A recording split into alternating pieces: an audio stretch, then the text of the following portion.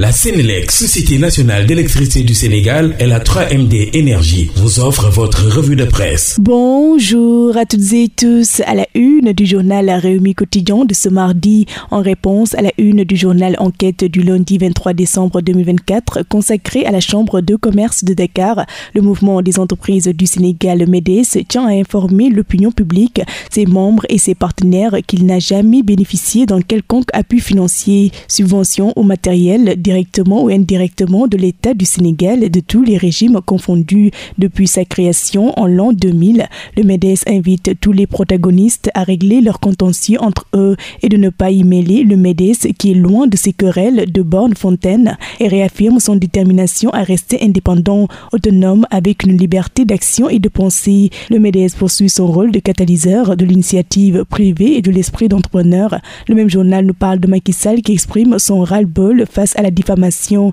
et calomnie contre sa personne. L'ancien président de la République, Macky Sall, a déposé une plainte contre X au tribunal hors classe de Dakar pour faux usage de faux, diffamation publique envers un particulier et diffusion de fausses informations. Sud Quotidien abonde dans le même sens, affaire du présumé relevé bancaire d'1 milliard de dollars. Macky Sall porte plainte contre X. Pendant ce temps, déclaration de politique générale, Sonko face à lui-même, selon le journal Enquête.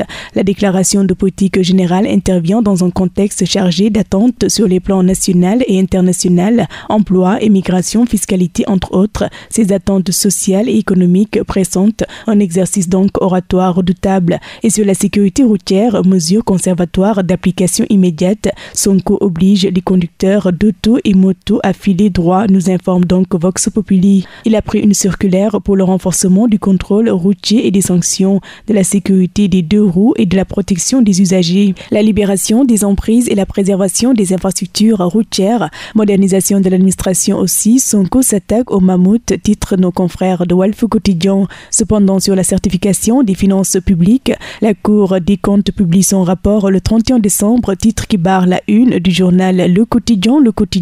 Le document devait être disponible aujourd'hui. Il a été retardé à la demande du gouvernement pour ne pas polluer la déclaration de politique générale. Dans les éco-rapports d'exécution budgétaire au troisième trimestre 2024, une hausse de 94,7 milliards pour les salaires et avantages. Les salaires des membres du nouveau gouvernement et ceux des ministres sortants sur une période de 6 mois. Aussi la prise en charge des indemnités de fin de contrat des membres de leur cabinet comprise 183 160 agents de la fonction publique contre 183 168 au trimestre précédent, soit 8 agents en moins. Et concernant les Sénégalais de Chine, les contraintes d'une diaspora arrangée, nous dit Le Soleil, mésentente entre hommes d'affaires sénégalais et fournisseurs chinois, erreur dans les transactions, l'obstacle de la barrière linguistique et le casse-tête du renouvellement des passeports. En sport, dans le journal Rewmi Sport Football, la Russie sollicite le Sénégal pour un match amical. Record pour terminer, l'Asio de Rome en perte de vitesse, Boulaye du Tranchant à retrouver. Et c'est ce qui m'a fait en ce tour des journaux. Très bonne lecture à toutes et tous. La Sénélec, Société nationale d'électricité du Sénégal, et la 3MD Énergie vous ont offert votre revue de presse.